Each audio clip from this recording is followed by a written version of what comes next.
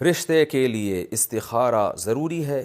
اگر کسی بچے یا بچی کا رشتہ کرنا چاہ رہے ہوں تو اس سے پہلے استخارہ کرنا چاہیے یا نہیں؟ اور استخارہ کون کرے گا؟ کیا استخارہ خود کریں گے یا کسی اور سے کروا سکتے ہیں؟ ام عبداللہ کراچی سے۔ دیکھیں، پہلی بات تو یہ کہ بچے یا بچی کا رشتہ کر رہے ہو تو کیا استخارہ کرنا ضروری ہے؟ ضروری تو نہیں ہے لیکن کرنا چاہیے ضرور استخارہ۔ نبی صلی اللہ علیہ وسلم نے فرمایا ما خاب من استخارہ، جو استخارہ کرتا ہے رسوا نہیں ہوتا۔ لیکن استخارے کا مطلب کیا ہے خوب سمجھ لیں، بار بار یہ بتاتا ہوں پھر بھی لوگوں کی سمجھ میں نہیں آ رہا۔ استخارے کا مطلب یہ ہے کہ آپ کو جب کوئی رشتہ سمجھ میں آ گیا تو حدیث میں آتا ہے کہ جب سمجھ میں آ جائے تو ہاں کرو، خام خواہ میں نہ کرو، بلا وجہ کے نخرے نہ کیا کرو۔ اذا خطب الیکم من ترضون دینہ وخلقہ فزوجوہ، کوئی ایسا نکاح کا پیغام بھیجے جس کے دین اور اخلاق سے تم مطمئن ہو تو نکاح کر دیا کرو، نہیں کرو گے تو فتنہ ہوگا۔ یہ نہیں ہے کہ استخارہ نکال کے دیکھو پازیٹیو آ رہا ہے تو ہاں کرو، نیگیٹو آ رہا ہے تو نہ کرو، ایسا کچھ بھی نہیں ہے۔ تو وہاں ہاں تو کرنی ہے سمجھ میں آ رہا ہے تو، اور پھر استخارہ بھی کر لیں۔ استخارے کی برکت سے یہ ہوگا کہ اللہ کی مدد شامل حال ہو جائے گی۔ لیکن استخارے میں کیا کرنا ہے؟ 2 رکعت پڑھ کے استخارے کی دعا مانگنے ہیں کہ اللہ ہمیں تو سمجھ میں آ رہا ہے لیکن اس دعا کے الفاظ ہیں کہ اگر تیرے علم میں یہ بہتر نہیں ہے تو یہ ہٹا دے یہاں سے۔ تو اگر اللہ کے علم میں بہتر نہیں ہوگا تو استخارے کی برکت سے اللہ وہاں معاملہ توڑوا دیں گے۔ لیکن زیادہ تر استخارہ کیا جاتا ہے ان معاملات میں جس میں انسان بہت زیادہ کنفیوژن میں ہوتا ہے، تو اس کنفیوژن میں اصل موقع ہے استخارہ۔ تو اس کنفیوژن میں بھی آپ مشورہ لینے کے بعد ایک رائے قائم کریں، جس طرف ایک رجحان آپ کو خود ہی پیدا کرنا پڑے گا، لیکن ساتھ ساتھ آپ استخارہ بھی کر لیں کہ اے اللہ تیرے علم میں یہ اگر میرے لیے بہتر ہے تو مجھے یہاں پھیر دے، بہتر نہیں ہے تو میرا دماغ یہاں سے ہٹا دے۔ تو اس سے یہ ہوگا انشاءاللہ کہ آپ نے گراؤنڈ ریئلٹی کو سامنے رکھ کر ایک فیصلہ کیا ہوگا، تو وہاں بھی یہی ہوگا کہ استخارہ کی برکت سے اگر آپ کا وہ فیصلہ بالفرض غلط ہے تو کوئی ایسی بات اللہ پیدا کر دے گا کہ آپ وہاں نہیں کریں گے معاملہ، اور اگر وہ کام آپ کے لیے ٹھیک ہوگا تو اللہ کچھ نہ کچھ ایسے معاملات پیدا کر دے گا آپ کی دعا قبول کر کے کہ آپ نہیں بھی چاہ رہے ہوں گے تو وہاں ہو جائے گا۔ کرنا بہرحال وہی ہے جو آپ کی کھوپڑی میں آ رہا ہے، اس میں اشارے وشارے نہ خواب میں ملیں گے آپ کو، نہ جاگتی حالت میں کوئی نیگیٹو پازیٹیو یا کچھ یہ سب چیزوں میں نہیں پڑے آپ، یہ ان کی کوئی حیثیت نہیں ہے۔ اور اگر آپ کو یہ پازیٹیو نیگیٹو نظر بھی آ گیا تو یہ شیطانی خیالات بھی ہو سکتے ہیں۔ اللہ کی طرف سے کوئی استخارے کے بعد سگنل ملنے کی کوئی گارنٹی نہیں ہے، کچھ بھی نہیں ہے۔ کسی اور سے بھی کروا سکتے ہیں تو استخارہ خود کریں، کسی اور سے کروائیں گے تو کیا کرے گا وہ بیچارہ؟ وہ آپ کو کوئی یہ تھوڑی بتائے گا کہ ہاں آیا ہے یا نہ آیا ہے۔ اگر وہ بتا رہا ہے کہ استخارے میں ہاں ہے تو وہ پھینک رہا ہے وہ لمبی لمبی، اس کی بات نہ سنیں آپ، ٹھیک ہے نا؟ تو خود ہی کریں، زیادہ بہتر ہے۔ کوئی اور کر لے تو وہ کوئی اور آپ کے لیے یوں دعا کرے گا اللہ اس کے دماغ کو ایک طرف لے جا، جہاں یہ بہتر ہو وہاں مقدر کر دے، وہ بھی تو یہی کرے گا نا، تو آپ کر لیں یہ کام۔ لیکن لوگ یہ دوسرے سے کرواتے ہیں، وہ سمجھتے ہیں کہ وہ زیادہ اچھا نکال کے دے سکتا ہے کچھ اشارہ، تو استخارے میں کچھ بھی نہیں نکلتا، یہ خوب سمجھ لیں۔ استخارے کا طریقہ کیا ہے، استخارہ کیسے کرنا چاہیے، اس کا صحیح طریقہ بھی بتا دیں۔ یہ وہی ہے جو میں نے بھی بتایا ہے، یہ سوال اسی سوال کے ساتھ جوڑ لیں آپ، اسی جواب کے ساتھ۔ 2 رکعت پڑھنی ہے، وہ حدیث میں جو دعا آئی ہے بہشتی زیور میں وہ دعا لکھی ہوئی ہے حدیث کے حوالے کے ساتھ۔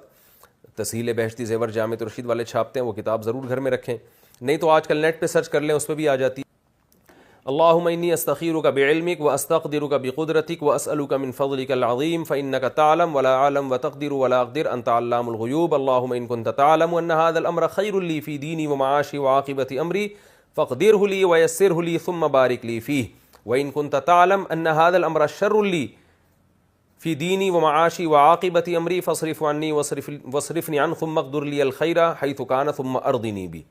یہ الفاظ ہیں استخارے کے، یہ یاد کر لیں، دیکھ کے بھی پڑھ سکتے ہیں۔ استخارہ کے خلاف عمل کرنا، استخارہ کے خلاف عمل کرنے کا کیا حکم ہے؟ اگر ایسا ہو گیا ہو تو کیا کریں؟ شیخ عبد الرحمن صاحب، جناب شیخ عبد الرحمن صاحب، استخارہ کے خلاف عمل کا کوئی مطلب ہی نہیں بنتا۔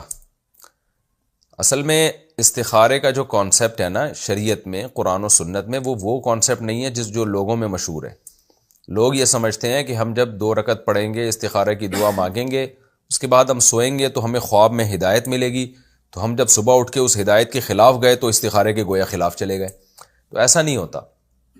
قرآن و سنت میں، حدیث میں جو استخارہ ہے وہ استخارہ صرف اتنا ہے کہ 2 رکعت پڑھ کے آپ استخارے کی مخصوص دعا مانگیں، اور کرنا وہی ہے جو آپ کے سمجھ میں آئے۔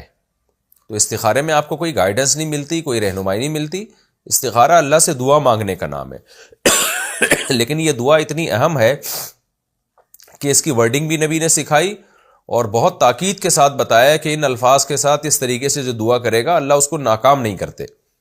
تو اس لیے دعا مانگنے کے بعد پھر کرنا وہی ہے جو اپنی سمجھ میں آ رہا ہے، تو بس جو بھی کریں گے انشاءاللہ اس میں اللہ تعالیٰ خیر و برکت دے گا، لیکن کرنا وہ ہے جو سمجھ میں آ رہا ہے، مشورہ بھی لیں لوگوں سے، اس کے بعد ایک رائے قائم کریں، تو وہ رائے پر عمل کریں آپ۔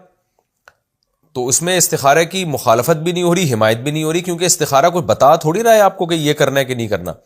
لوگ یہ سمجھتے ہیں کہ استخارہ اللہ سے مشورہ ہے، یہ بالکل غلط ہے۔ تو اللہ سے مشورہ نہیں ہے کہ اس کے خلاف نہیں جا سکتے آپ، تو جو سمجھ میں آ رہا ہے وہ کریں۔ ہاں سمجھ میں کچھ آ رہا ہے کر اس کے خلاف رہے ہیں تو یہ تو ویسے ہی بے وقوف ہونے کی علامت ہے کہ ایک آدمی کو سمجھ میں یہ آ رہا ہے کہ میں یہ کروں لیکن کر کچھ اور رہا ہے، تو یہ تو استخارہ نہ بھی ہو تو آپ کو نقصان ہوگا، کیونکہ جو چیز سمجھ میں آ رہی ہے، مشورہ کرنے کے بعد، لوگوں سے رائے لینے کے بعد ایک بات آپ کی سمجھ میں آ رہی ہے کہ مجھے یہ کام کر لینا چاہیے لیکن پھر بھی نہیں کر رہے، تو استخارہ کیا ہوا ہو یا نہیں کیا ہوا دونوں صورتوں میں غلط ہو جائے گا نا۔ یہ انسان عقل مند وہی ہوتا ہے جو اس کی جو سمجھ میں آ رہا ہوتا ہے وہ وہی کر رہا ہوتا ہے۔ 4 رکعت سنت میں 2 رکعت پر سلام پھیر دیا۔ ایک شخص نے عصر یا عشاء سے پہلے کی 4 رکعت سنت کی نیت باندھ لی، پھر 2 رکعت مکمل کرنے کے بعد نماز کھڑی ہونے لگی تو سلام پھیر لیا، تو کیا اس کو بعد میں باقی بھی پڑھنی ہوگی یا نہیں؟ محمد عمیر لاہور سے۔ دیکھیں جو عصر یا عشاء سے پہلے کی 4 سنتیں ہیں یہ سنتیں غیر مؤکدہ ہیں، تو ان میں 4 کی نیت کریں 2 کی نیت کریں برابر ہے۔ اگر آپ نے 4 رکعت کی نیت سے نیت باندھی تو 2 رکعت کے بعد بھی سلام پھیر سکتے ہیں، 2 رکعت کی نیت سے نیت باندھی تو 4 رکعت کے بعد بھی سلام پھیر سکتے ہیں، 2 رکعت کے بعد آپ نے اتحیات پڑھی تو درود شریف دعا پڑھ کے بھی کھڑے ہو سکتے ہیں، اور تیسری میں ثنا بھی پڑھ سکتے ہیں، اور یہ بھی کر سکتے ہیں کہ درود شریف دعا کے بغیر کھڑے ہو جائیں اور تیسری میں ثنا بھی نہ پڑھیں، ہر طرح سے جائز ہے۔ تو اس لیے اگر ظہر یا عصر سے پہلے 4 سنتوں میں جماعت بیچ میں کھڑی ہو جائے تو 2 رکعت کے بعد آپ سلام پھیر دیں تو نماز آپ کی ہو جائے گی، بقیہ 2 رکعتیں لوٹانا ضروری نہیں ہے۔ لیکن اگر ظہر سے پہلے کی آپ 4 سنتیں پڑھ رہے ہیں تو اگر جماعت کھڑی ہونے کی وجہ سے آپ نے 2 رکعت کے بعد سلام پھیر دیا تو یہ 4 رکعت آپ کو پھر دوبارہ پڑھنی پڑیں گی۔ تو وجہ اس کی ہے کہ یہ 4 رکعت ہی پوری منعقد ہوتی ہیں، اس میں آپ کو 2 رکعت کے بعد سلام پھیرنے کی اجازت نہیں ہے۔ تو یہ 4 کی نیت ہے تو 4 سنتیں پوری 4 رکعتیں ہی پڑھنی پڑیں گی آپ کو۔ اگر آپ نے 2 رکعت کے بعد سلام پھیر دیا غلطی سے تو آپ فوراً کھڑے ہوں گے، بقیہ 2 رکعتیں مکمل کریں گے اور آخر میں سجدہ سہو کریں گے۔ اسی طرح یہ جو سنت مؤکدہ ہے ظہر سے پہلے کی جو 4 ہیں ان میں اتحیات کے بعد آپ درود شریف بھی نہیں پڑھ سکتے۔ اگر آپ نے درود شریف پڑھ لیا تو سجدہ سہو واجب ہوگا آپ کے اوپر، اور تیسری رکعت میں بھی آپ ثنا نہیں پڑھیں گے اس میں، بلکہ ڈائریکٹ بسم اللہ پڑھ کے سورہ فاتحہ شروع کر دیں گے۔